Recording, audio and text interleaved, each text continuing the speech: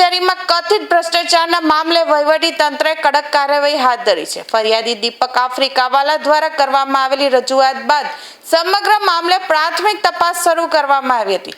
તપાસ દરમિયાન ફરિયાદમાં દર્શાવવામાં આવેલા કેટલાક મુદ્દાઓને પ્રાથમિક આધાર મળતા તંત્રએ મેન્ટેનન્સ સુપરવાઇઝર, શિફ્ટ ઇન્ચાર્જ અને સીટીસી સર્વે સુપરિન્ટેન્ડન્ટને સસ્પેન્ડ કરવાનો નિર્ણય લીધો છે। આ મામલે સામાજિક અગ્રણીઓ દ્વારા પણ રજૂઆત કરવામાં આવતા વહીવટી તંત્ર હરકતમાં આવ્યું હતું। સિટી સર્વે કચેરીમાં લાંબા સમયથી ચાલતા કથિત ભ્રષ્ટાચાર અંગે ઉઠેલા સવાલોને ધ્યાનમાં રાખીને અધિકારીઓની કામગીરીની તપાસ કરવામાં આવી હતી।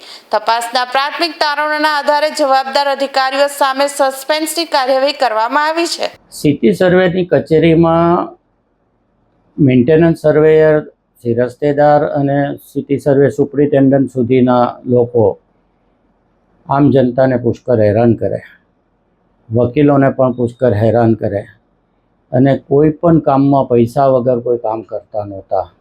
એટલે મોટે ભાગે ભ્રષ્ટાચારનું ખાતું બની ગયેલું।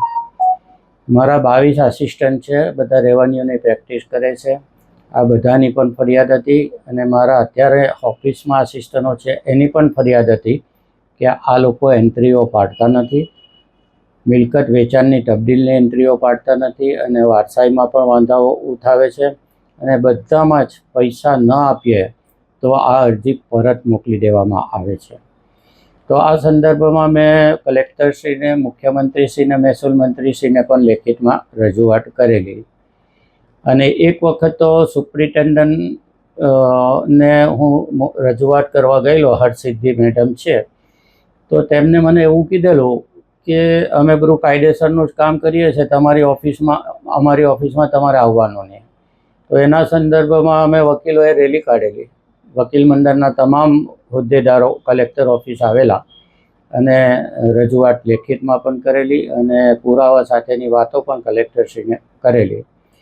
તો એના સંદર્ભમાં કલેક્ટરશ્રીએ તપાસ કરેલી અને તપાસ કરતાં માલમ પડેલું પક્ષકારોને પણ બોલાવેલા, જે લોકો હેરાન થતા હતા અને જેટલા કેસો પરત કરેલા આ બધાને બોલાવીને એ લોકોની હેરાનગતિ જાણીને આ થોડા સમય વીતી ગયો પણ હાલમાં એવું પગલું લેવામાં આવ્યું છે કે આખા ખાતામાંથી બધાની જ બદલી કરવામાં આવી છે।